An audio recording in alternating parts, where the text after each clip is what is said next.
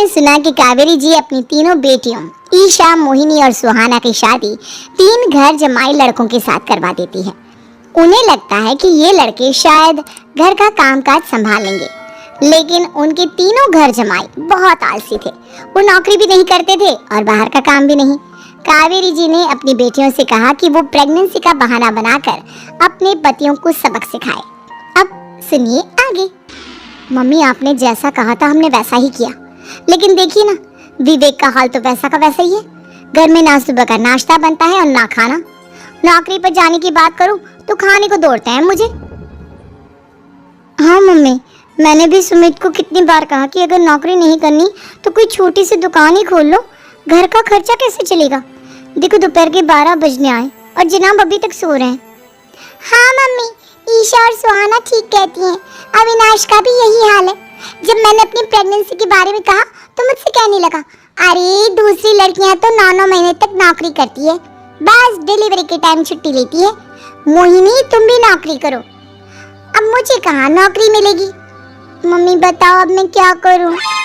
हे भगवान, क्या सोचकर घर जमाई दामाद लाई थी मैं कि मेरी बेटियां मेरे पास रहेंगी और खुश रहेंगी, लेकिन इन आलसी दामादों ने तो हमारी जिंदगी को भी प्रॉब्लम में डाल दिया है।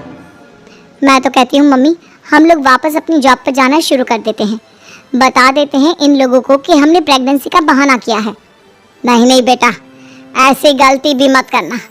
अगर तुमने ऐसा किया तो इन तीनों की आदत और खराब हो जाएगी। अरे आज नहीं तो कल कभी तो तुम प्रेग्नेंट होगी, तब वापस यही प्रॉब्लम आएगी। तब क्या करोगी तुम तीनों? हाँ मम्मी, आपकी बात तो बिल्कुल सही है। इन लोगों को तो सुधारना ही पड़ेगा। लेकिन कैसे? अपने बच्चों के आने की खबर सुनकर भी इन लोगों पर कोई असर नहीं हो रहा। पैसे कमाने के लिए घर से बाहर निकलना ही नहीं चाहते ये तीनों। अब मेरे दिमाग में एक प्लान आया है। तुम तीनों चिंता मत करो, उन तीनों को बुलाओ, फिर मैं बात करती हूँ। थोड़ी देर बाद कावेरी जी अपने तीनों दामादों को सामने बुलाकर अपनी बात कहना शुरू करती हैं। अविनाश, सुमित और विवेक, देखो बेटा, मैं ना तुम तीनों से बड़ा प्यार करती हूँ, इसीलिए तो तुम्हें घर जमाई बना कर रखा है मैंने। अरे मम्मी जी, सीधे सीधे कहिए ना, क्या बात है? प्यार तो हम भी आपको बहुत करते हैं। अरे मम्मी जी, आपकी इज्जत भी बहुत करते हैं। अरे भाई, आपके जैसी सास और कमाने वाली बीवी सबको मिलती है क्या? हाँ मम्मी, विवेक और सुमित ठीक कह रहे हैं। आपकी बेटी से शादी करके मेरी तो जिंदगी ही अच्छी हो गई है। जानती हूँ मैं, और ये भी जानती हूँ कि तुम तीनों अपने अपनी बीवियों से बहुत प्यार करते हो। बेटा, बात ऐसी है कि हमारे कुल गुरु ने कहा है कि प्रेग्नेंट होने के बाद मेरी तीनों बेटियां शुरू के 4 महीने हमारे गांव में जाकर रहेगी, जहां मेरे चाचा जी रहते हैं। अरे लेकिन क्यों मम्मी, गांव में जाकर रहने की क्या जरूरत है इन तीनों को? वो क्या है ना बेटा, हमारे परिवार को एक श्राप है। अगर मेरी बेटियों ने यहाँ पर बच्चा पैदा करने की कोशिश की तो उनके बच्चों को कुछ भी हो सकता है। इसलिए अब से लेकर 4 महीने पूरे होने तक इन्हें गांव वाले घर में रहना पड़ेगा। हाँ तो इसमें प्रॉब्लम क्या है मम्मी जी?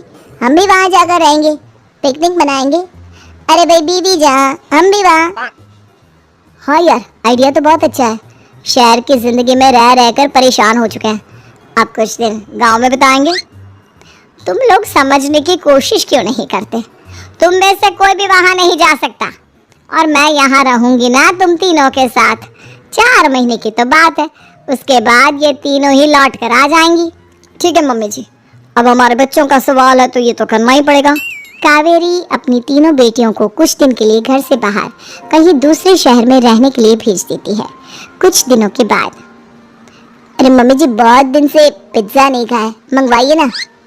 क्या बताऊं बेटा, पहले तो बेटियां खर्चा दे देती थी क्योंकि उनकी नौकरी थी, लेकिन अब तो मेरे पास पैसे ही नहीं बचे। थोड़े बहुत पैसे हैं जो बच्चों की डिलीवरी में काम आएंगे। लेकिन मम्मी जी, आपकी बेटियों को वापस आने में तो अभी बहुत वक्त बाकी है। वही सोच सोच कर परेशान हो रही हूँ। सोच रही हूँ कल से दूध भी बंद करवा देती हूँ। अब दूध वाले को देने के लिए पैसे भी तो नहीं है ना। अरे नहीं नहीं मम्मी जी, अगर दूध भी बंद करवा दोगी तो मुझे चाय कहाँ से मिलेगी? और चाय के बिना मैं तो मर ही जाऊंगा। क्या करूं बेटा, इसके अलावा हमारे पास कोई ऑप्शन नहीं है। मेरे पास पैसे ही नहीं बचे। इस तरह कावेरी जी धीरे धीरे अपने तीनों दामादों को पैसे देना बंद कर देती हैं और घर में खाने पीने की चीजें लाना भी बंद कर देती है। अब वो तीनों बुरी तरह से परेशान होने लगे थे और इसलिए एक दिन तीनों प्लान करके घर से बाहर निकलते हैं और बाजार में जाने के बाद यार अच्छा खाना खाए हुए कितने दिन हो गए, पता नहीं कब अच्छा खाना मिलेगा। हमारी बीवियों के जाने के बाद तो हमारी हालत भिखारियों जैसी हो गई है यार। कुछ भी हो, मुझे तो आज पिज्जा खाना ही खाना है। जेब में 1 रुपया नहीं और पिज्जा खाएगा, कहाँ से आएंगे पैसे?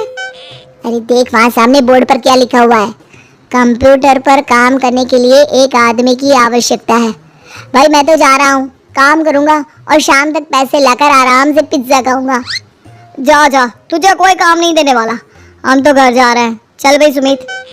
सुमित और अविनाश वहाँ से चले जाते हैं और विवेक उस कंप्यूटर शॉप पर सारा दिन काम करके 5,000 रुपये कमा कर घर लौट कर आता है और अपने खाने के लिए अच्छी अच्छी चीज़ें भी लेकर आता है। ये देखकर विवेक और सुमित के दिल में भी कुछ पैसे कमाने की इच्छा जागती है। अरे सुबह सुबह कहाँ चल दी है तुम? मम्मी जी एक बहुत अच्छी जगह मिली है, कंप्यूटर पर काम करने के 5,000 मिले थे कल मुझे।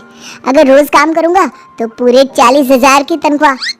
अरे वाह, ये तो बहुत अच्छी बात है दामाद जी, आपको जाना ही चाहिए।